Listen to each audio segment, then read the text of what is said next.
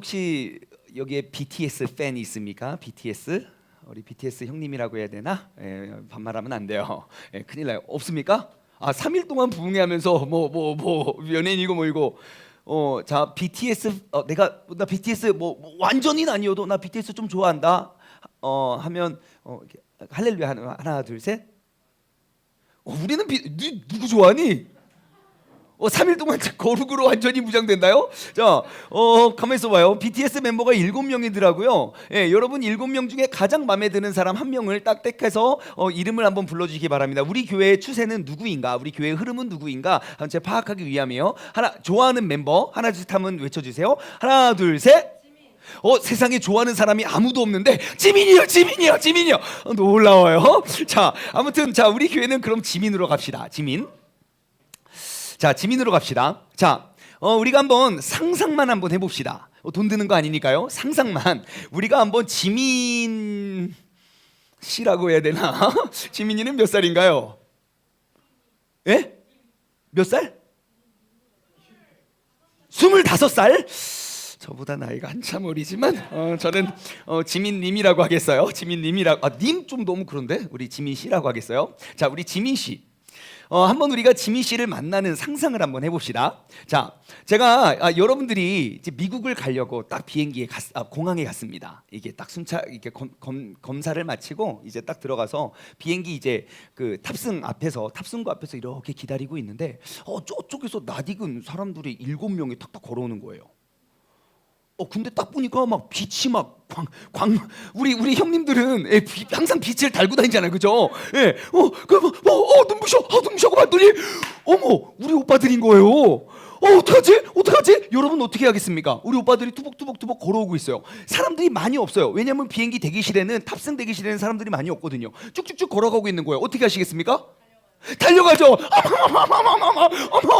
어머 달려가요. 자, 그러면서 그죠? 오빠! 그러면 오빠 도망갑니다. 그죠? 엄마 가다가 오빠 저 팬이에요. 그렇게 하겠죠? 그죠? 오빠 저 팬이에요. 자, 그런데 오빠가 그러니까 못 본 척하고 그냥 슉 지나가는 게 아니라 저랑 눈이 마주쳤어요.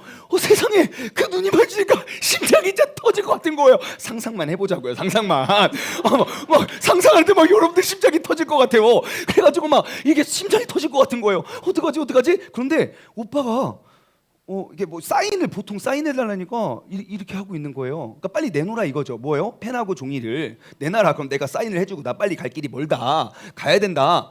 근데 세상에 아무것도 준비가 되지 않는 거예요. 여러분 그 날과 그 시는 언제 올지 모릅니다. 항상 준비하고 다녀야 돼요. 자, 아무것도 없는 거예요. 어떻게 하시겠습니까? 오빠 지금 이러고 기다리고 있는데 왜? 옷? 펜이 없는데? 왜? 쿨하게 그냥 잠깐만요. 가면이 오빠는 가요. 영원히 다시는 볼 수 없어요. 자, 어떡하지? 여러분 쿨하게 포기하고 저 인사했으니까 갈게요. 그래요? 절대 안 그러죠. 어떻게? 사진 핸드폰 두고 왔어. 어떡하지? 어떡하지? 그럴 때 우리 펜과 종이가 없을 때 어떡합니까? 그냥 내친김에 손이라도 내밀죠. 여기 써달라고. 그러니까 오빠가 깜짝이야 하면서 주섬 하더니 이 안쪽에서 갑자기 안주머니에서 볼펜 하나를 딱 꺼내는 거예요. 그리고 이 갸녀린 나의 팔목을 이렇게 딱 잡고 써주는 거예요. BTS 지민 빡. 그때 우리는 결단합니다. 나는 평생 이 손을 씻지 않으리. 이대로 박제해가지고 우리 오빠의 손길. 그죠? 그때 결단을 하죠. 그래서 막 너무 막 진짜 정신이 혼미해서 막 어떡하지 막 하고 있는데 오빠에게 내게 베풀어준 사랑은 거기서 그친 게 아니에요. 학생, 다음부터는 꼭 펜 가지고 다녀. 그 펜을 나에게 준 거예요. 어머 지금 난리 났어. 오빠 아직 안 만났어. 우리 상상만 하고 있어. 지금 상상 속에 있다고요. 어머 지금 벌써 잠을 못 자.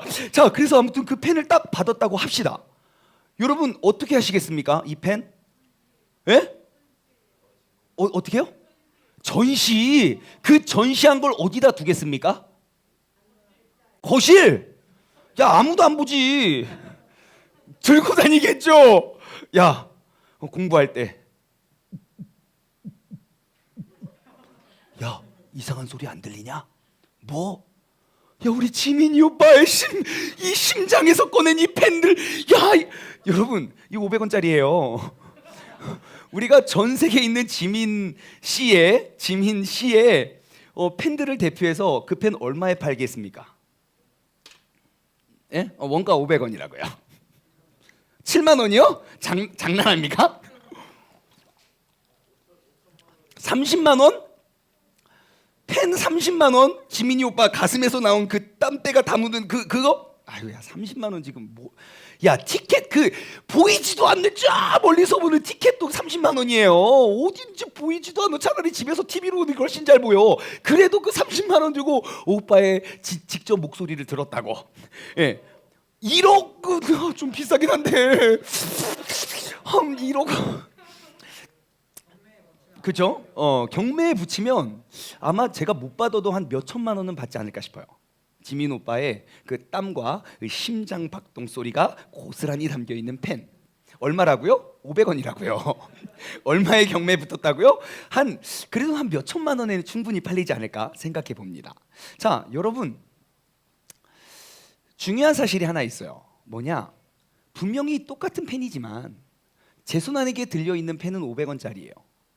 근데 지민이 오빠 손에 들려 있는 펜은 몇 천만 원짜리가 될 수 있다는 것입니다. 분명히 똑같은 펜인데 누구의 손에 들려 있느냐에 따라서 그 가치가 완전히 달라진다는 거예요. 반대쪽으로 한번 생각해 볼까요? 요즘 TV 보면 이게 되게 막 새파랗게 어린 친구들이 막 20살, 21살짜리가 막 부모님이 잘 살아. 그래서 막 몇 천만 원, 몇 억짜리 차를 막 몰고 나. 부앙, 부앙, 부앙. 그래서 아저씨가 어이 학생, 학생 하면 큰일 나네. 어이 젊은이, 운전 그렇게 험하게 하면 안 돼. 그럼 어떻게 합니까? 죄송합니다. 제가 좀 과했습니다라고 해야 되죠. 근데 얘네들은 어른도 없어요. 수억 원짜리 차를 타면서도 내려서 그 아저씨들, 그분들을 오히려, 여러분 뉴스 많이 보셨죠? 자기 조금 면박 줬다고 해서 많은 사람들 보는 앞에서 그들을 구타하고 폭행하고 그러한 일들이 지금 일어나고 있다는 거예요. 근데 그게 왜 뉴스가 됩니까? 정말 태어나면서부터 찌질하게 가난하고 너무너무 가진 것 없어서 내가 200만 원짜리 중고차 고쳐서 타면서, 그러면 이렇게 험난하게 하지도 않지만 그렇게 본인이 가진 것 하나도 없으면서 그 큰 부를 누리는 그 모습이 너무 좋지 않기 때문이죠. 오히려 그들이 갖고 있던, 자신들이 누렸던 그 부가 오히려 욕이 되어서 돌아오게 된다는 것입니다. 그러면 우리는 알 수 있어요. 굉장히 비싼 차를 타도 그들의 인성이 준비되지 못하면 그것은 너무너무 보잘것도 없어진다는 겁니다. 그렇죠? 똑같은 자동차인데 이 차를 품위 있고 품격 있게 운전하면 멋진 차지만 그 차를 운전하는 사람이, 그 차를 쥐고 그 차의 열쇠를 쥐고 있는 사람이 너무 볼품없이 행동하면 그것이 차라리 더 역효과가 난다는 거예요. 자, 그럼 우리의 인생을 한번 생각해 봅시다. 여러분의 삶 얼마짜리입니까? 가치가 어느 정도입니까? 네? 10만 원? 여러분의 삶. 여러분, 아마 이 자리에는 분명히 내 인생이 엄청난 가치의 인생이라고 생각하는 사람이 있을 거예요. 내 인생, 컴온. 돈으로 측정할 수가 없어요. 내 인생 너무너무 엄청난 가치의 인생이다 라고 생각하시는 분만 자신 있게 아멘. 시작. 하지만 목사님, 진짜 볼품도 없고요, 잘난 것도 없고요, 뭐 이렇게 가진 것도 없고요, 모든 애들이 다 부러워요 라고 생각하는 사람만 소심하게 아멘. 하나 둘 셋. 이거 봐요, 소심해서 아멘도 못해요. 맨날 거울 보면서 넌 왜 그렇게 생겼어? 막 그러면서 막 스트레스 받으면서, 그러면서도 말도 못해요. 자, 여러분, 만약에 내가 이렇게 뭐 자신 충만한 사람 말고 좀 아멘도 못하는 사람들 있잖아요. 여러분들 한번 생각해 보십시오. 내 인생의 가치가 얼마짜리일까? 저도 학생 때 왜 내가 이렇게 생겼지? 콤플렉스가 엄청 많았어요. 엄청 많아요. 지금도 많아요. 한 나이 40대면 뭐 그렇거나 말거나 그냥 사는데 콤플렉스가 막 그때는 막 민감하니까 막 여기저기 콤플렉스가 많았어요. 하면서 왜 너는 이렇게 생겼냐? 머리는 또 왜 이렇게 크냐? 막 나도 나이를 먹으면 머리가 빠지겠지.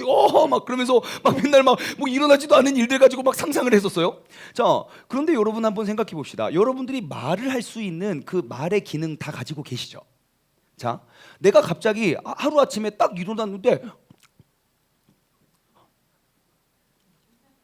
뭐 말이 안 나와요. 병원에 갔더니 세상에 원인을 모르겠대요. 그래서 연구하고 조사했더니 그 말을 고칠 수 있는 이 음성 기능을 탑재할 수 있는 수술이 1억 원이라고 칩시다. 어떻게 쿨하게 그냥 말 안 하고 사시겠습니까? 돈을 꿔서라도 수술을 하시겠습니까? 네? 그냥 쿨하게. 괜찮아, 나 한 17년 말하고 다녔으니까 이제 좀 하나님이 조용하라고 했나 보다. 그렇게 삽니까? 아니요. 빚을 내서라도 하겠죠. 갑자기 내 몸값이 1억, 최소 1억이 됐어요. 말하는 거 하나. 청각 기능. 갑자기 이렇게 했는데 안 들려요. 충만아. 왜? 안 들려. 어떻게? 갑자기 청각 기능을 잃어버렸어요. 이거 고치는데 얼마 할래요? 5천만 원? 3천만 원? 듣는 거? 야, 3천만 원 싸다, 야. 야, 이어폰도, 야, 좋은 거는 막 1,000만 원씩 해. 이어폰도. 수술하는데, 보청기. 그렇구나. 3천만 원이래, 수술비가. 3천만 원. 어떻게 여러분? 3천만 원 있습니까? 통장에 그 정도 그냥, 그죠? 플렉스, 이렇게. 아니죠? 잘 없잖아요. 어떻게 빚을 내서라도 고칩니까? 아니면 그냥 쿨하게 그냥 안 듣고 살지 뭐. 세상 어차피 들어봤자 욕인데 뭐. 그냥 안 듣고 살지 뭐. 그냥 사시겠습니까? 찬양할 때도 그냥 눈으로 대충 보고 대충 춤추고 그냥 분위기만 맞춰서 사람들 입 보고 그렇게 사시겠습니까? 아니에요. 그래도 감사한 건 지금 영상으로 보든 이 자리에 있든 여러분 듣고 보고 말하고 움직이고 마음대로 움직여지잖아요. 얼마나 감사합니까? 얼마짜리일까요? 최소 10억. 여러분, 여러분의 삶의 가치, 내가 나에 대해서 어떻게 생각할지 모르지만 여러분, 이 자리에 있는 여러분 모두는 정말 돈으로 측량할 수 없는 가치의 존재임을 기억하시기 바랍니다. 여러분은 진짜 너무너무 소중한 존재예요. 내가 인식하든 인식하지 않든, 내가 500원짜리든 몇 천만 원짜리든 그건 나의 생각이지만 여러분들이 이미 지니고 있는 그 가치는 엄청나다고요. 우리 옆 사람에게 인사합시다. 당신은 정말 소중한 존재입니다. 시작. 좀 소중한 존재처럼 좀 생각해봐요. 막 배 아파가지고 지금 인사도 안 하고 그러지 말고. 자, 정리해보면요, 제가 지금까지 나눠드린 이야기를 정리해보면요, 우리가 어떠한 물건의 가치, 그 물건의 가치보다 소중한 건 내가 그것을 누구의 손에 달려있느냐가 더 중요하다는 거예요. 아무리 비싼 자동차를 준다 한들 그 운전을 하는, 그 핸들을 갖고 있는 사람의 인성이 준비되지 않으면 정말 싸구려 차만도 못한 인생이지만, 아무리 볼품없는 볼펜이라도 그게 정말 유명한 사람의 손에 들려있으면 몇 천만 원짜리의 가치가 될 수 있다는 것이죠. 그래서 여러분들, 내 인생의 가치가 얼마인지 알고 모르고는 별로 중요한 이슈가 아닙니다. 내가 금수저냐, 내가 은수저냐, 내가 흙수저냐, 그것보다 더 중요한 게 있어요. 나의 인생은 누구의 손에 들려 있느냐예요.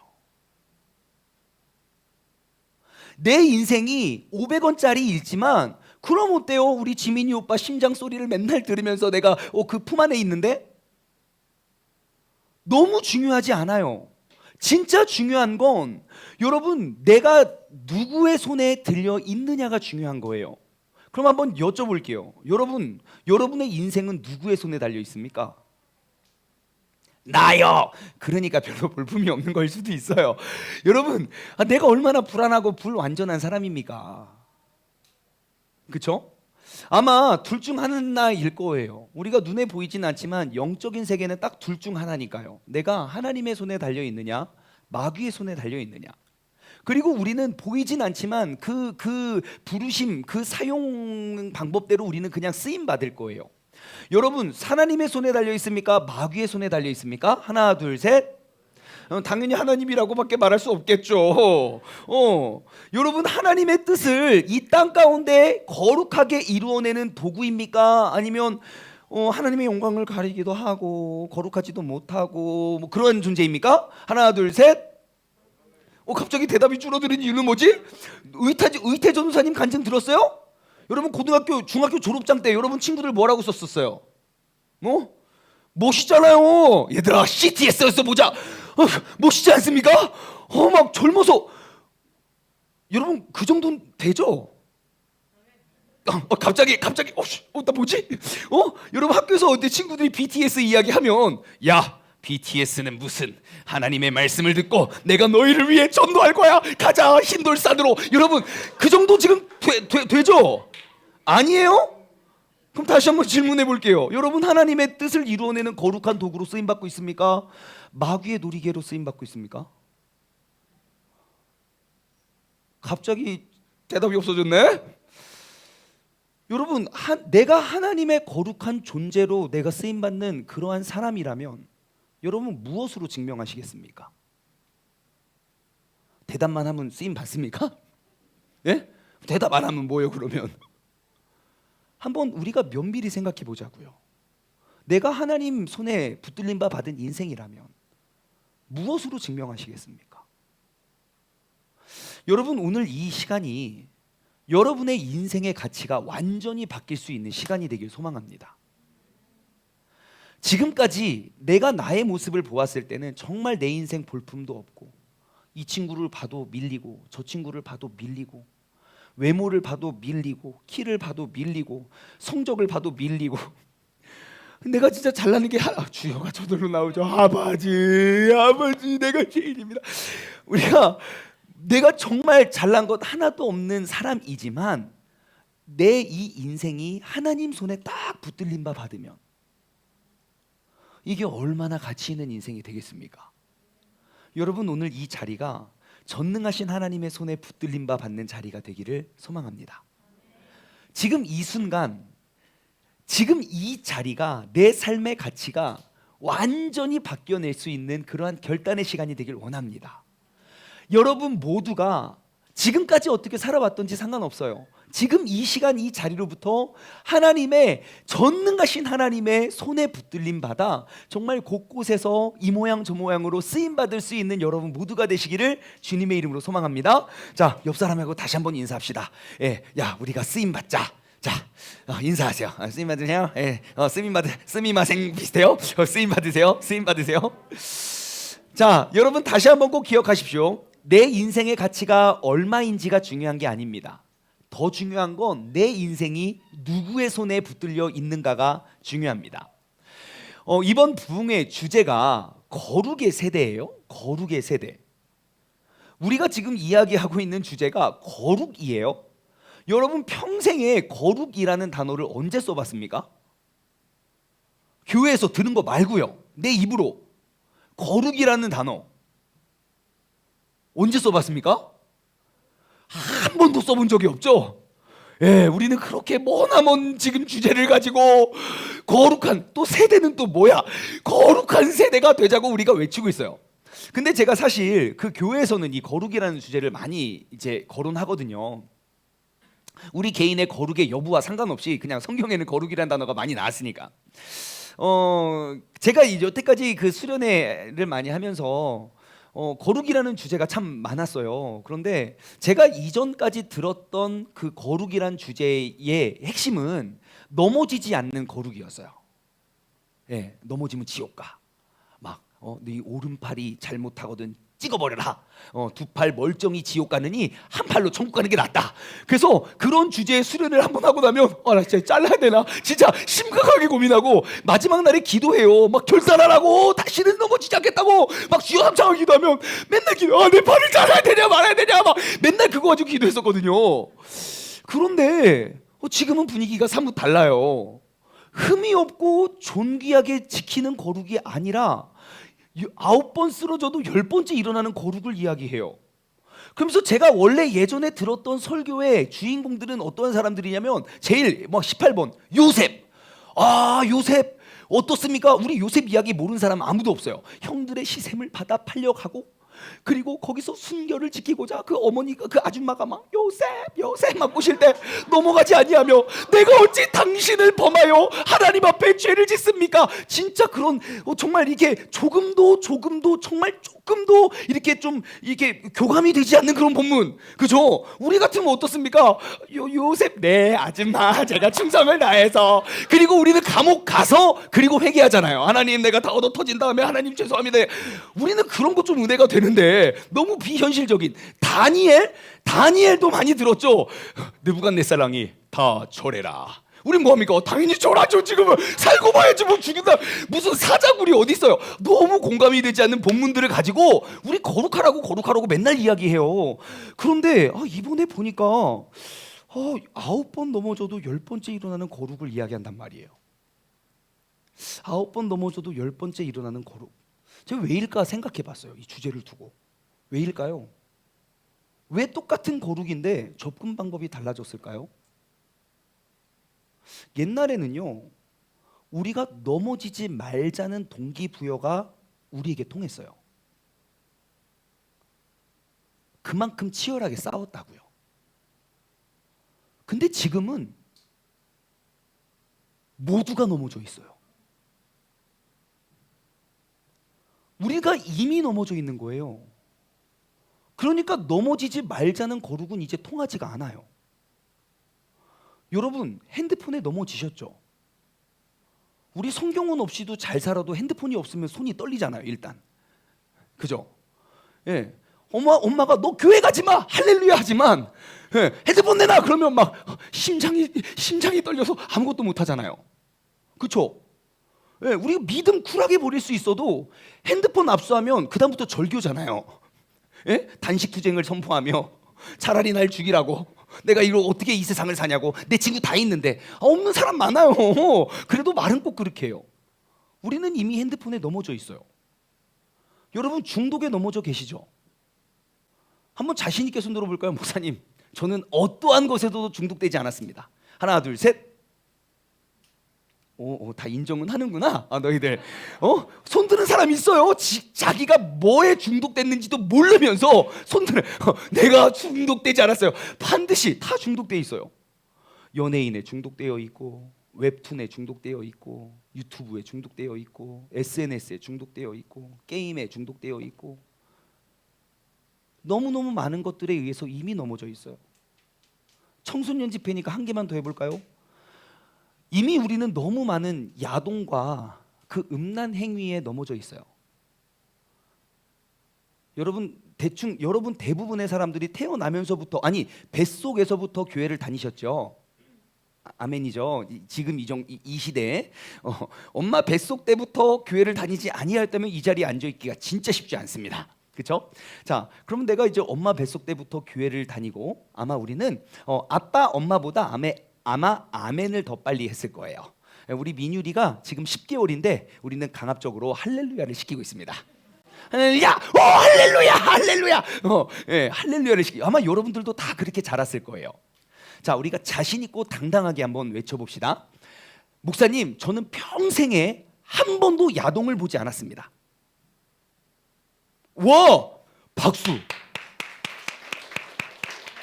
진짜인 거예요? 많은 사람 앞에서 거짓말한 거예요? 진짜? 대박.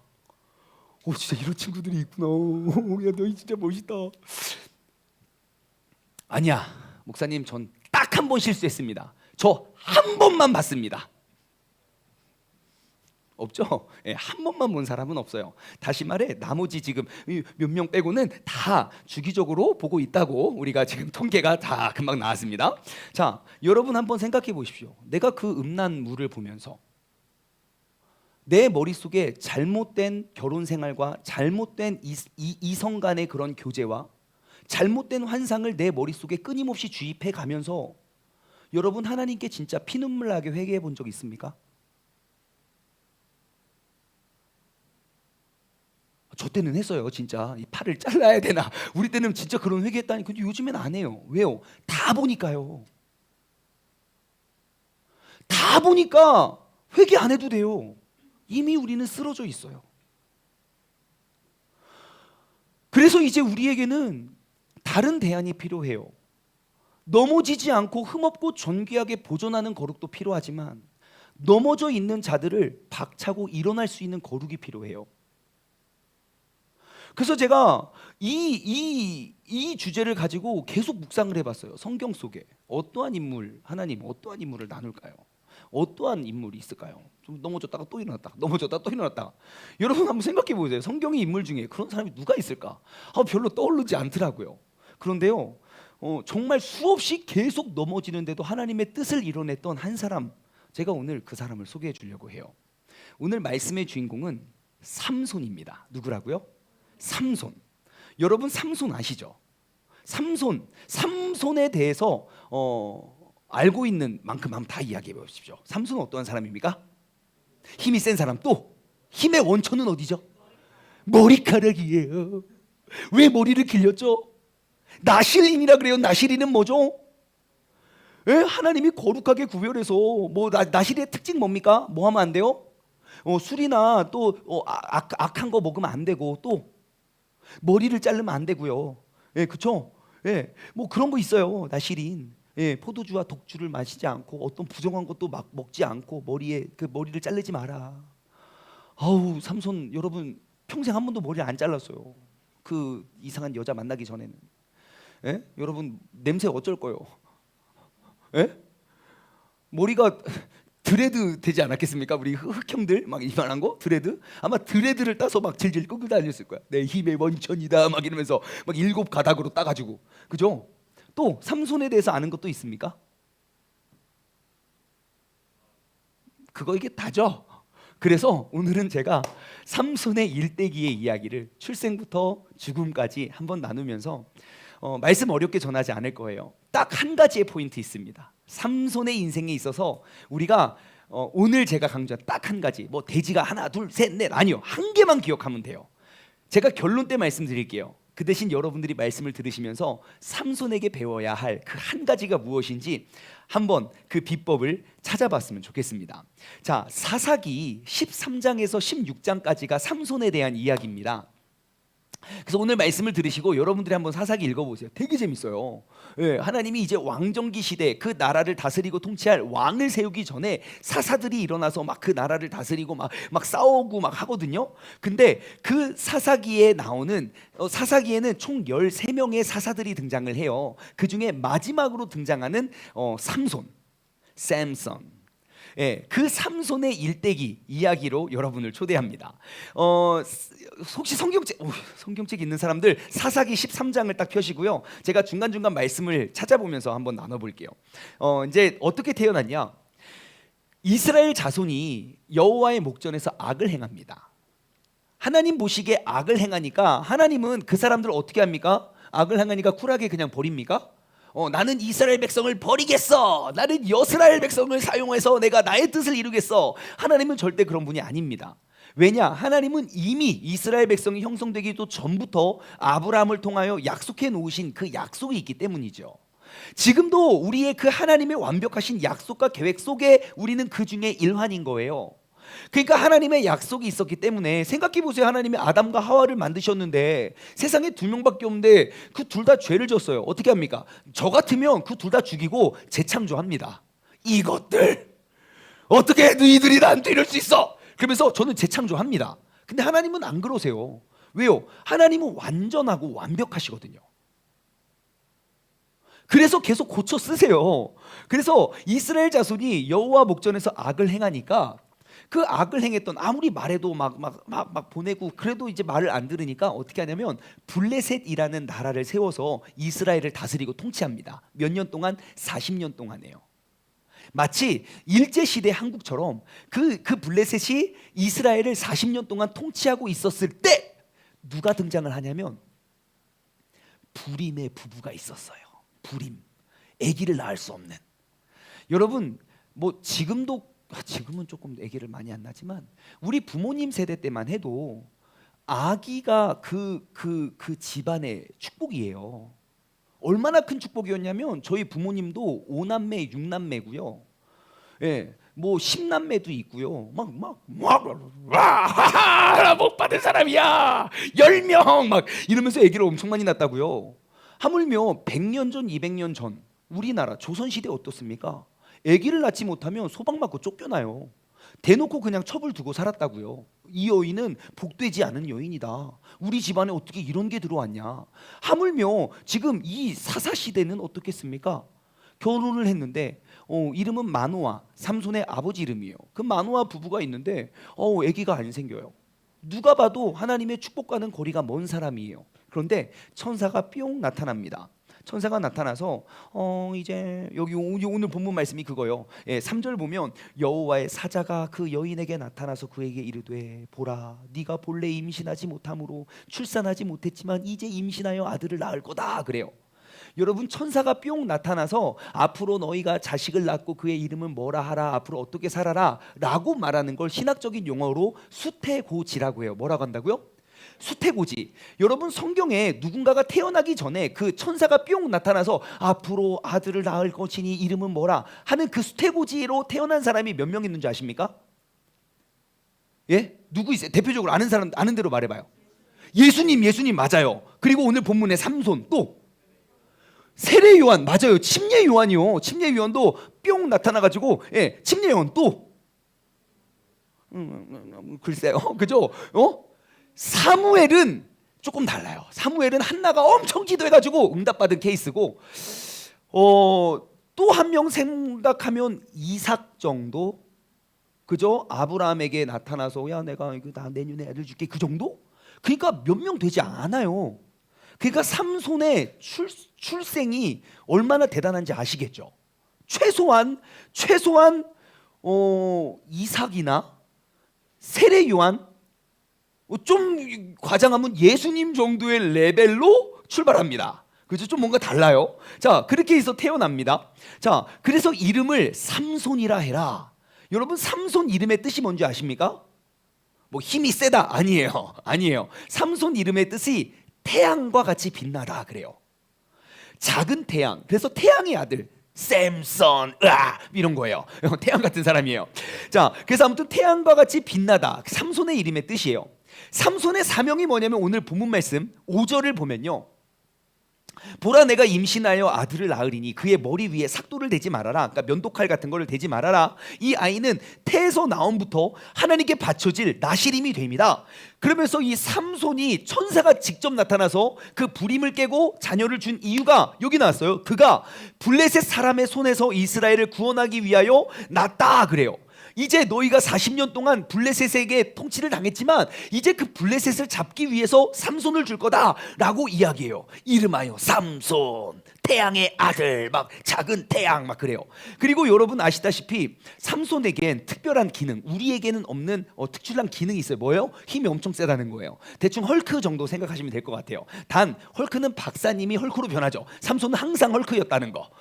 항상 이따만한 머리 이렇게 하면서 힘이 엄청 셌어요. 나시린이었어요. 포도주와 독주 마시면 안 되고 부정한 거 먹으면 안 돼요. 머리도 깎으면 안 돼요. 자, 그리고 하나님이 삼손에게 복을 주십니다. 13장 24절 말씀 보면 이렇게 기록되어 있어요. 그 여인이 아들을 낳았어요.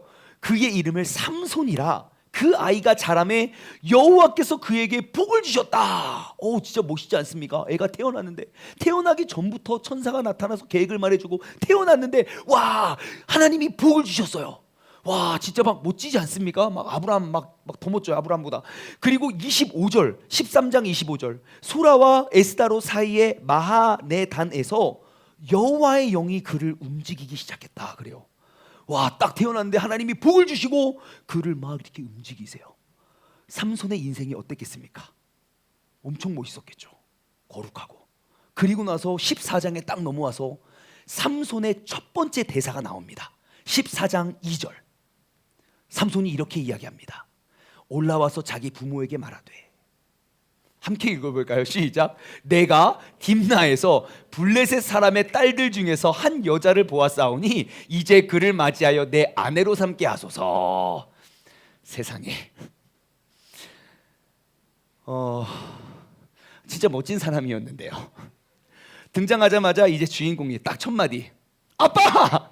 저 여자 나한테 주세요. 여러분 삼손은 그 블레셋 사람을 치기 위한 도구였거든요. 근데 세상에 이런 유대 민족의 여인을 좋아한 것도 아니고 그 이방 민족의 여인을 마음에 들었어요. 그 여인을 달라고 쫄라요. 그러니까 뭐라고 합니까? 안 된다 그러죠. 예. 그러니까 또 막 근육 막 불끈불끈 하면서 막 협박을 하는 거죠. 그러면서 3절 또 이야기해요. 내가 그 여자를 좋아하오니 나를 위하여 그 여자를 데려오소서. 인생의 주인공이 누굽니까? 나예요, 나. 하나님이어야 되는데 하나님의 영광을 위해서 뭐 결혼을 하든가 말든가 해야 되는 거 아닙니까? 내가 그 여자 좋은데 왜 뭐라고 합니까? 내가 좋다는데. 그러면서 그냥 그 여자랑 결혼해요.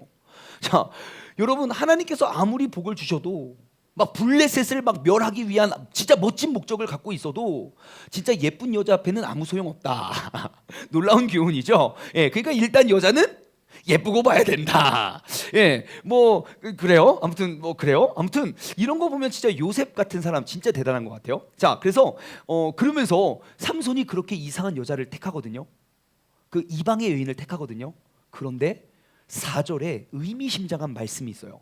14장 4절 보면 그때에 블레셋 사람이 이스라엘을 다스린 까닭에 삼손이 틈을 타서 블레셋 사람을 치려 함이었으나 그 부모는 이 일이 여호와께로부터 나온 것임을 알지 못한다 그래요. 삼손은 분명 우리 유대 민족보다 이방의 여인 그리고 우리의 원수였던 블레셋 여인이 예뻐 보여서 나 저 여자 마음에 드니까 결혼하게 해주세요 라고 내 뜻처럼 보여지지만 하나님께서는 그 이방 민족의 틈을 타서 그를 진멸하려는 하나님의 계획이 지금 이루어지고 있는 사실을 우리는 알 수 있어요. 자, 그리고 삼손이요 딥나라는 곳에 갑니다. 바쁘게 내려가는데 세상에 앞에 누가 있냐면 사자가 뿅 나타납니다. 성경에 보면요 사자가 막 소리치고 있다 그래요. 우와! 여러분 길을 가다가 사자가 앞에 있어 어떻게 하시겠습니까? 예? 예? 그냥 죽어요? 그게 죽어요? 아마 여러분 정도라면 아마 우린 다니엘서를 많이 읽었기 때문에 사자를 딱 만나면 아버지 하나님 천사를 내도가요 저 사자의 이빨을 빡빡 잡아 우리 그 기도할 것 같지 않습니까? 근데 제가 봤을 땐 기도도 안 하고 우리 그러니까 일반적으로 가다가 하면 아마 죽은 척 할 거예요. 사자가 계속 오겠죠. ቅ르릉 ቅ르릉 ቅ르릉 그러면서 어떤 기도할 것 같습니까? 지나가라 그런 소리 나오겠습니까? 하나님 왜 그랬어요? 엄청 원망할 거예요. 예. 근데 삼손 어떻게 하는지 아십니까? 길을 가는데 사자가 막 나타났어요. 어린 송아지 찍듯이 사자네? 그러고 막 찢어버려요. 찢어버리고 그냥 가던 길. 삼손 어디 가는 줄 아십니까? 여자 만나러 가요. 나 지금 여자 만나러 가는데 사자 따위가 내 앞길을 가로막고 있네. 일로 와봐. 그리고 찢어버리고 그냥 가요. 놀라운 사람이요. 여러분 대충 삼손이 어떠한 스타일인 줄 알겠죠?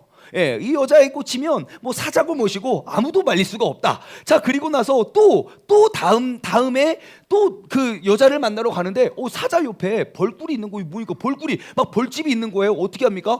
도망가죠 멀리. 삼손 가요. 그리고 벌 툭툭 치나고 맛있네 쩝쩝쩝 먹고 엄마 오다 주웠어요. 막 벌집 갖다 주고 꿀 갖다 주고 막 그래요. 자, 아무튼 이상한 사람이에요. 근데 더 이상한 건 삼손에겐 이상한 취미가 있다는 거예요. 뭐냐면 이를테면 막 장명 이런 거 막 이름을 짓거나 혹은 막 퀴즈를 내요. 막 머리는 이렇고 막 몸도 이런 사람들이 막 냄새 엄청 날 거야 아마 머리 감는데 한 6시간 걸리지 않겠습니까? 야, 한 3명 붙어가지고 야 거기서 빡빡 밀어봐 막 머리 말리지도 못하고 그죠? 근데 아무튼 퀴즈를 내요. 어떠한 퀴즈를 내냐면 이제 잔치를 하다가 그 여자랑 같이 이제 파티를 하는데 친구들 30명을 불러요. 모아가지고 야야야 내가 퀴즈 낼 테니까 야 이거 맞추면 배옷 그리고 배옷 30벌 겉옷 30벌 줄게. 만약 네가 못 맞추면 너희들이 각각 나에게 배옷 30벌과 겉옷 30벌 갖고 와.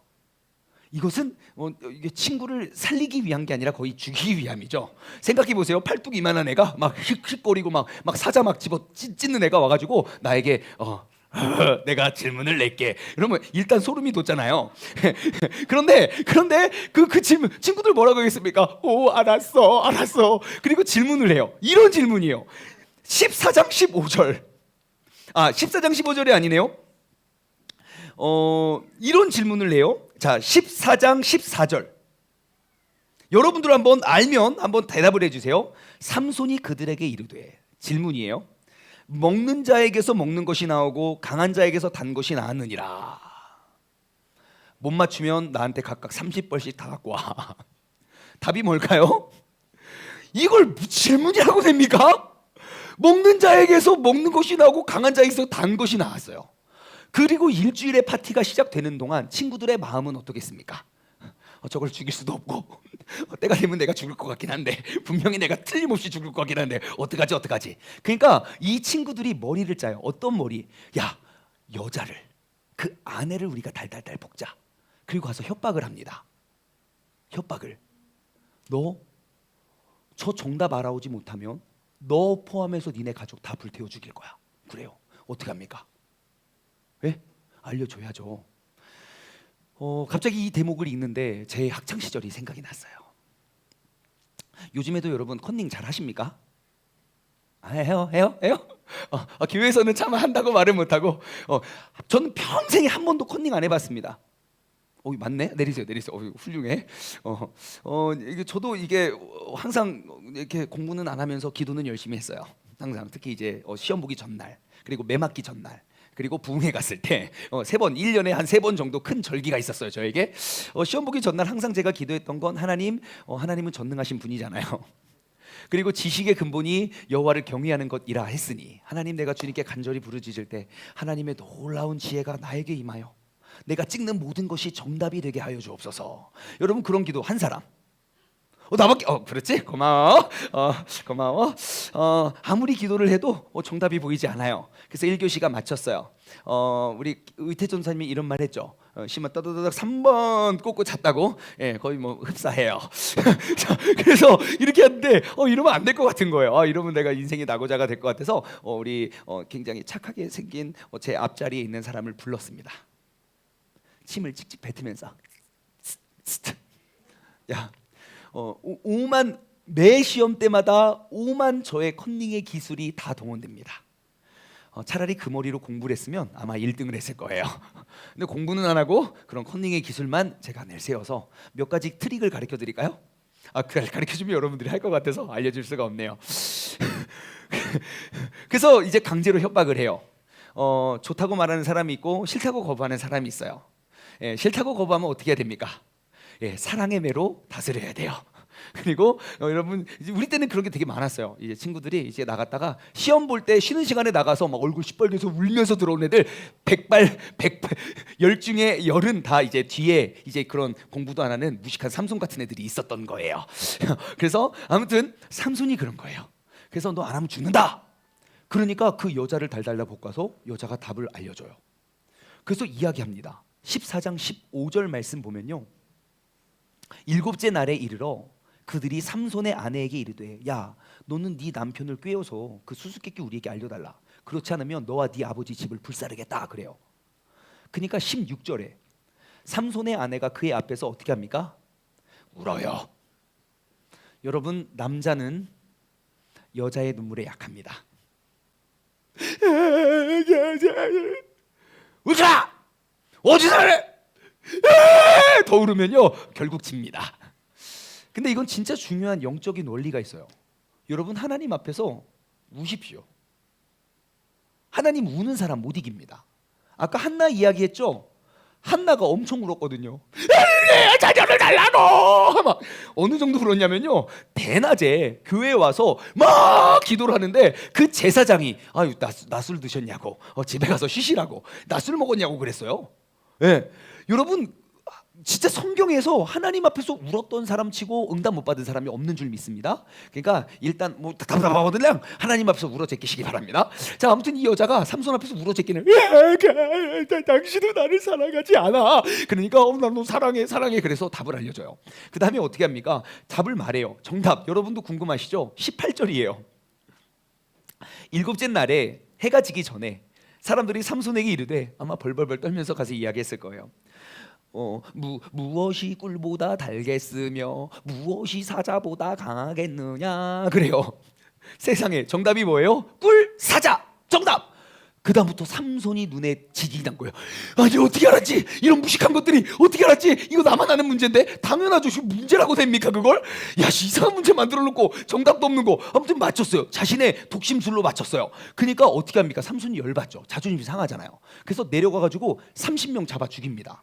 그리고 옷 다 갖고 와서 애들 줍니다. 그러니까 너무너무 여러분이 아내예요. 내 남편이 수수께끼 하나 냈는데 애들이 정답을 맞히니까 마을로 내려가서 30명 잡아 죽인 다음에 옷 다 훔쳐다가 얘를 갖다 줬어요. 여러분 그런 남편과 집에 같이 고이 모시고 사시겠습니까? 아니면 당장 떠나시겠습니까? 예, 이 여자도 아버지한테 도망가요. 그래서 장인어른 집으로 도망가요. 장인어른은 그 모습을 보고 너무 충격을 받아서 아 얘가 여기서 죽겠구나 싶어가지고 여자를 삼손의 친구에게, 정확히 보면 삼손의 친구에게 그 아내를 줘요. 야 너 여기서 죽게 생겼다. 그러니까 삼손이 너무 열받아서 씩씩거리다가 정신을 차리고 보니까 아내가 도망갔네? 그래서 찾으러 가요. 장인어른에게. 그래도 빈손으로 가면 뭐하니까 또 뭐 짐승 하나 들고 가요. 생각해보세요. 오다가 짐승 하나 들고 씩씩거리면서 30명 잡아 죽였어요. 왜요? 그 퀴즈 못 맞춰서. 퀴즈 정답을 맞춰서. 야 그러니까 어떻게 하겠습니까? 아이 그대 여기 들어오지 말게. 여기는 당신이 올 자리가 아니야. 막 짐승 막 피 뚝뚝 끓이고 막 이러고 서 있어요. 어떻게 하십니까? 그러면 이 아내보다 더 예쁜 동생이 있지요. 그 동생을 너에게 줄게. 그래요. 그러니까 그렇게 해서 이제 갑니다. 자, 그리고 이제 그 장인어른이 이제 그 아내를 뺏겼잖아요. 그러니까 너무 화가 나가지고 삼손이 어떻게 하냐면요, 열받아가지고 블레셋 지역에 이제 밀을 거둘 때예요. 이제 15장으로 넘어옵니다. 그래서 밀을 거두려고 막 이렇게 막 추수하려고 다 이걸 하는데 삼손이 열받아서 기분이 나쁘니까 어떻게 하냐면 여우 300마리를 잡아요. 여우 300마리를 잡아서 저는 아직도 궁금해요. 나중에 천국 가서 우리 삼손 형님 만나보면 여우 300마리를 어떻게 잡았냐. 엄청, 여러분 여우 한 마리 잡기도 힘들어요. 아무튼 300마리를 잡아요. 놀라워요. 어떻게 잡았는지 모르겠어요. 천국 가서 꼭 물어보시기 바래요. 아무튼 여우 300마리를 잡아서 꼬리 둘씩 꼬리를 묶습니다. 그러니까 150쌍. 그리고 횃불 하나를 꼬리에 꽂습니다. 그리고 풀어줘요. 그러니까 여우는 미치죠. 혼자 도망가기도 바쁜데 꼬리가 묶여있는 상태로 막 그러는데 불이 붙었어요. 여러분 실제로 사람이 달리기 할 때 엉덩이에 불 붙이면 달리기 엄청 빨라지는 거 아시죠? 실험했잖아요. 놀라우신 분들이에요. 그래서 우리 연예인들 옛날에 실험했어요. 뭐 비타민인가 뭐 아무튼 프로그램에서 100m 전력 질주를 해요. 뭐 뚱뚱한 사람도 하고 마른 사람도 막 뛰니까 막 100m에 막 16초, 막 18초 놀라운 기록이에요. 그래서 그들에게 특수 옷을 입히고 여기다 진짜 불을 붙였어요. 뜨거워! 근데 점점점 엉덩이가 뜨거워지는 거예요. 100m 시작하니까 세상의 기록이 엄청 빨라진 거 아십니까? 지금 올림픽 있잖아요. 아마 불 붙이면 더 빨라질 거예요. 단 엉덩이가 탈 수 있다는 거. 자, 그럴 수 있는데 아무튼 여우가 꼬리 물고 막 그러니까 어떻게 합니까? 그래서 그 온 동네를 다 태워버려요. 블레셋 진영에. 여러분들이 블레셋, 내가 이스라엘 민족을 속국으로 삼고 있는데 소문을 듣자니 이상한 저 헐크 같은 놈이 그랬대요. 어떻게 하시겠습니까? 가서 잡아 죽이죠. 죽이겠다고 가죠. 그래서 삼손이요, 가가지고 그 내 아내를 빼앗아간 그 사람들을 그래가지고 어떻게 하냐면 아내와 그 장인어른의 불태워 죽여요. 삼손 때문에. 예, 그 관계가 있다고. 삼손 때문에 한 집안이 멸망해요. 예. 근데 더 신기한 건 여러분, 하나님이 삼손에게 주어진 사명이 뭐예요? 블레셋 사람들을 죽이기 위함이에요. 근데 삼손이 좋아했던 여인, 결혼했던 여인은 어디 사람이에요? 아무튼 이따가 더 수수께끼를 풀어봅시다. 아무튼 다 불질러서 죽여요. 삼손이 내려갑니다. 그 사람 막 어떻게 하냐면 막 정강이야 널쭉다리 다 쳐 죽이고, 그 죽인 사람, 그 불질렀던 사람들 다 죽이고 내려가가지고 바위 틈에 숨어 있어요. 또 숨어서 뭐 했을까요? 아마 노래를 지어 부르고 있지 않았을까 생각해요. 시상이 떠오른다 막 그러면서 있었을 거예요. 그러니까 이제 유대인들에게 찾아갑니다. 찾아가서 야 삼손 잡아와라. 아니면 니네 다 죽일 거야. 그래서 유대인들이 어떻게 하냐면 3,000명을 데리고 삼손 데리러 갑니다. 야 빨리 자수해. 자수해. 아니면 우리 다 죽어. 빨리 자수해. 걔네들 불타 죽었어. 자수해. 그러니까 삼손이 너무 미안하잖아요. 3,000명이 와서. 예, 그러니까 너무 미안하니까 그럼 니네 진짜 내가 가면 나 해치지 않을 거지? 야, 너 같으면 널 해치고 싶겠냐? 그러면서 너무 무서워가지고, 그래서 삼손이 그 바위 틈에서 나와가지고 올라갑니다. 올라가는데 갑자기 어떤 일이 있냐? 성령님이 그 속에 딱 역사하시는 거예요. 갑자기. 삼손이 삼손을 죽이고자 했던 많은 블레셋 사람들이 딱 모임을 보고 성령님이 빡 와요. 그 다음 어떻게 하냐면 나귀의 턱뼈 하나 잡고 1,000명 때려잡습니다. 일로 와. 1000명. 여러분, 한 명 잡기도 힘든데 1000명 때려잡아요. 그리고 뭐 하는 줄 아십니까? 1000명 다 죽이고 막 씩씩거리면서 노래를 지어 불러요. 내가 나귀의 턱뼈로 한 더미 두 더미 쌓았어. 여러분, 제가 만든 이야기 아니에요. 성경 찾아볼까요? 15장 16절 봐봐요. 15장 16절. 야, 이제 기가 막힙니다. 15절과 16절 볼까요? 삼손이 나귀의 새 턱뼈를 보고 손을 내밀어 잡고 그것으로 1000명을 죽이고 이르되 나귀 턱뼈 한 더미 나귀 턱뼈 두 더미 쌓았다. 내가 나귀 턱뼈로 1000명을 죽였다. 막 노래를 만들고 있어요. 아주 진짜 제정신이 아닙니다. 예, 아무튼 나귀 턱뼈로 그래놓고 거기에 딱 그걸 다 쌓은 다음에 아마 노래가 그런 거 같아요. 그 뭐죠? 인디안 뭐 있죠? 그 끝도 없는 노래 있잖아요. 예, 아무튼 끝도 없는 노래 한 더미 두 더미 계속 세 더미 하가 노래를 다 불러요. 그 다음에 턱뼈를 거기다 딱 던지고 이렇게 이야기합니다. 라맛 레히라 그래요. 이름도 잘 져요. 또 장명을 라맛 레이라고 또 장명을 해요. 자, 그리고 나서 이제 얼마나 목이 타겠습니까? 영화 봐서 알잖아요. 한 3명 4명이랑 싸워도 막 그런데 1000명을 때려잡았으니, 예, 그러니까 막 목이 마른다고 하나님 또 원망해요. 내가 목이 말라서 죽였다고. 그러니까 하나님이 또 샘에서 물을 터뜨려요. 그래서 삼손을 먹여요. 그래서 삼손이 또 그곳을 뭐라고 하냐면 에나꼬레라 그래요. 에나꼬레. 아무튼 장명을 잘해요. 자, 그러다가 이제 15장에 마치고 이제 16장에 우리가 알고 있는 들릴라가 등장을 합니다. 들릴라가 뿅 등장해가지고 아시죠? 그 내용은 4절 16장 4절 보면 이렇게 나와요. 이후에 삼손이 소래 골짜기에 들릴라라는 이름하는 여인을 사랑하며. 원래 삼손은 누굴 사랑해야 됩니까? 하나님을 사랑해야 돼요. 근데 자꾸 여인만 사랑해요. 좀 놀라운 사람이에요. 아무튼 여인을 사랑해서 또 인생 또 완전 망치는 거 아닙니까? 그러니까 사람들이 어떻게 저 사람을 죽일까 고민하다 보니까 이제 5명이 찾아와요. 그 들릴라에게. 근데 그 들릴라의 약점은 이제 역사적으로 보면 아마 이렇게 몸을 파는 여자가 아니었을까 싶어요. 그러니까 딱 줏대도 없고 그냥 흔들리고 그래요. 그래서 와서 야, 너가 삼손의 힘의 원천을 가르쳐주면 각각 여기 5명이 은 1100개씩 줄게 그래요. 은 1100개씩. 생각해봐. 하나, 둘, 셋, 넷, 다섯. 합이 5500개야. 아주 간단해. 넌 아무것도 안 해도 되고 그 힘의 원천이 뭔지 정보만 빼내면 돼. 그리고 여자가 그날부터 닥달합니다. 뭘 하기 위해서? 은을 받기 위해서. 자, 그래서 첫 번째, 마르지 아니한 새 활줄이 7개로 나를 묶으면 힘이 없어진다. 무슨 칡뿌리 같은 걸로 막 묶이면 된대요. 블레셋 사람이 쳐들어왔어요. 툭 끊어요. 여보는 날 사랑하지 않아. 자기는 날 사랑하지 않아. 뭐 그랬어요. 자, 다음에 또 알려주세요. 그러니까 쓰지 아니한 새 밧줄로 결박하면 난 힘을 잃어. 그럼 우리 한번 해볼까? 한번 당해봐요. 내가 힘 있나 없나 볼게. 왜 그래? 그러면서 이게 또 당해요. 그리고 어머 블레셋 사람이 쳐들어왔어요. 하고 끊어버려요. 울면서 자기는 날 사랑하지 않아. 막 그래요. 그 또 물어봐요. 그러면 나의 머리털 7가닥을 배틀의 실에, 그러니까 그 있잖아요. 배틀 막 이거 하는 거. 거기에 낚아서 짜면 내가 힘을 잃을 거야. 그래서 머리를 다 묶어요. 어머 블레셋 사람이 쳐들어왔나 봐요. 그러니까 뭐 하면서 막 그거 다 때려 부셨어요.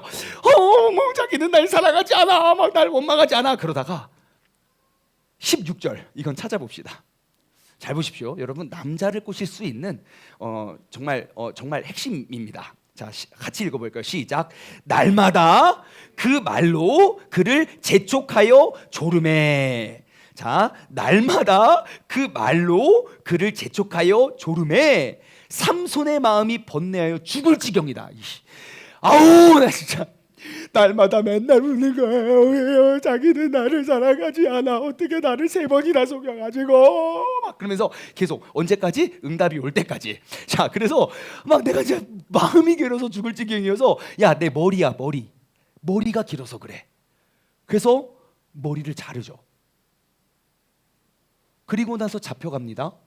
그리고 삼손의 최후가 되게 빨리 소개가 돼요. 20절 16장 20절 말씀 보면 이렇게 나와 있어요. 들릴라가 이르되 삼손이여 블레셋 사람이 당신에게 들이닥쳤다 하니까 삼손이 잠을 깨며. 삼손이 뭐 할 때 힘을 잃었죠? 잠잘 때요. 여러분, 우리가 영적으로 잠을 잘 때 우리의 영적인 힘을 잃을 수도 있습니다. 그래서 성경은 이야기하죠. 늘 깨어 있으라고. 예수님의 제자가 언제 무너졌습니까? 기도하지 못하고 잠자고 졸 때 아닙니까? 여러분, 이 부흥회는 뭡니까? 잠자고 있던 내 영혼을 깨우는 게 부흥회예요. 빨리 깨워요. 조는 척하고 있는 친구들 빨리 일어나. 시작. 예. 여러분, 잠자고 있을 때 나의 모든 힘을 잃어버릴 수 있습니다. 다시 20절 들어오면 삼손이 잠을 깨어 이르기를 내가 전과 같이 나가서 몸을 떨치리라 하였으나 중요한 게 뭡니까? 여호와께서 이미 자기를 떠나신 줄을 깨닫지 못하였음이니라. 왜 그랬어요? 자고 있었기 때문입니다. 여러분, 내가 영적으로 깨어 있지 못하면 우리는 거룩을 유지할 수도 없어요. 그래서 우리가 점점점 처지고 졸고 있는 나의 영을 깨우기 위한 그런 자극이 필요해요. 여러분, 공부하다 졸리면 어떻게 합니까? 자죠? 예? 어떻게 합니까? 막 치약 눈에 바르고 막 별거. 저만 그랬어요? 여러분, 저 나중에 공부 열심히 해요. 내가 맨날 논리 얘기만 해서 그렇지. 오늘 사실 제가 뭐 대학원 뭐 공부한 이야기를 하고 싶었지만 오늘은 삼손 이야기로 내년을 기대하세요. 자, 아무튼 잠을 어떻게든 깨려고 예배 시간에 졸 때 어떻게 하면 저 막 허벅지 찔렀어요, 진짜. 그래도 막 졸리고 그러더라고요. 잠이 오면 시험이 따라와요. 하지만 내가 깨면 회복이 일어나요. 오늘 이 밤이 여러분들이 잠자고 있던 모든 영을 깨울 수 있는 밤이 되길 소망합니다. 자, 그래서 그 자고 있었던 때에 여호와께서 이미 자기에게 떠나신 것을 깨닫지 못했어요. 그리고 21절, 내가 여호와께서 나로부터 떠났다는 걸 깨달았을 때 일어나는 일입니다. 뒤늦은 때 블레셋 사람이 그를 붙잡아 그의 눈을 빼고 끌고 가서 내려가서 노줄로 매고 그에게 옥에서 맷돌을 돌리게 하였더라. 그래요. 내가 정신을 차리고 보니까 힘이 없어요. 내가 정신을 차리고 보니까 보이지 않아요. 삼손은 하나님을 의지하기보다 여자를 사랑했던 결과 하나님이 나에게 세상 누구에게도 없는 능력을 주셨지만 그로부터 넘어진 사람이에요. 한 번, 두 번이 아니에요. 맨날 넘어져요. 날마다 그를 재촉하여 졸음해 넘어졌어요. 힘을 잃어버린 삼손이 어떻게 하는지 아십니까? 보이지도 않고 그리고 힘도 잃어서 맷돌을 계속 제자리를 도는 거예요. 우리가 여기서 삼손에게 배워야 할 한 가지가 여기에 등장합니다. 내가 힘을 잃고 눈을 잃었을 때, 내가 모든 것을 잃어버리고 엎드려 쓰러져 있을 때, 여러분 꼭 이 말씀을 기억하십시오. 16장 28절. 눈을 잃고 머리가 다 밀린 상태, 그러니까 내가 쓰러지고 넘어지고 모든 힘을 잃고 모든 능력을 잃어버렸을 때 딱 이 말씀 기억하십시오. 함께 힘있게 읽어볼까요? 시작. 삼손이 여호와께 부르짖어 이르되. 한 번 더요. 삼손이 여호와께 부르짖어 이르되. 한 번 더요. 삼손이 여호와께 부르짖어 이르되 주 여호와여 구하옵나니 나를 생각하옵소서. 하나님이여 구하옵나니 이번만 나를 강하게 하사 나의 두 눈을 뺀 블레셋 사람에게 원수를 단번에 갚게 하옵소서. 여러분, 하나님은 그 기도를 들으시고요, 그 고백 이후에 두 기둥을 끌어안고 죽습니다. 그 건물을 지탱하던 삼손은 잡혔겠다. 삼손은 동물원에 놀이개 같이 그냥 맷돌 걸리고 있겠다. 머리도 밀었겠다. 더 이상 무서울 게 없는 거예요. 진짜 소름 돋는 게 뭡니까? 머리가 밀린 삼손이 두 기둥을 무너뜨렸다는 거예요. 왜요? 처음으로 돌아가 볼까요? 하나님이 삼손을 왜 보내셨죠? 블레셋 사람을 멸하기 위해서. 여러분, 삼손의 인생을 요약해 보면 뭐 있습니까? 블레셋으로부터 구원을 위해 천사를 대동해서 그 수태고지를 허락해 주셨는데 하나님보다 여자를 좋아해가지고, 이것도 이방의 여인을 사랑해가지고 사랑을 가로막는 사자 때려잡고 블레셋 사람 다 잡아 죽이고 아내 빼앗겨서 그 장인과 그 옛 부인 다 죽고 열받아서 추수할 때 막 불 지르고 방화범. 그리고 잡으러 왔더니 열받아서 턱뼈로 막 1000명 때려 죽이고 막 노래 만들어 부르고, 이거 완전 넘어진 인생 아닙니까? 그런데 그의 넘어짐 속에 하나님께서 계획하신 모든 일들이 이루어짐을 볼 수 있어요. 그러고 보니까 그때 죽은 사람, 그때 무너졌던 사람, 죽은 건 삼손 한 명인데 삼손에 의해서 죽은 사람이 너무너무 많아요. 그리고 마지막에 삼손이 그 기둥을 무너뜨렸을 때 삼손이 살아생전 죽인 블레셋 사람보다 더 많았다고 그래요. 우리가 중간중간에 삼손의 이 넘어진 것처럼 보여지는 인생 속에 우리가 발견되는 말씀이 있는데요, 14장 6절, 여호와의 영이 삼손에게 강하게 임하니 그가 손에 아무것도 없이 그 사자 염소를 새끼 찢는 것처럼 찢었다 그래요. 14장 19절, 여호와의 영이 삼손에게 갑자기 임함에 삼손이 아글론에 내려가서 그 손에 사람 30명을 쳐 죽이고 수수께끼 푼 사람 옷을 줬다. 15장 14절, 여호와의 영이 삼손에게 갑자기 임하심에 그 팔 위에 밧줄이 불탄 삼과 같이 그의 결박했던 손에서 떨어졌다. 여호와의 영이 갑자기 그를 임해서 하나님의 손에 붙들림 받아 쓰임 받는 도구가 됐다는 겁니다. 여러분, 하나님 손에 붙들림 받았을 때 하나님께서는 삼손을 통하여 일하십니다. 여러분, 우리가 다시 일어남은 갑자기 임합니다. 오순절날에 성령님이 갑자기 호련히 임했습니다.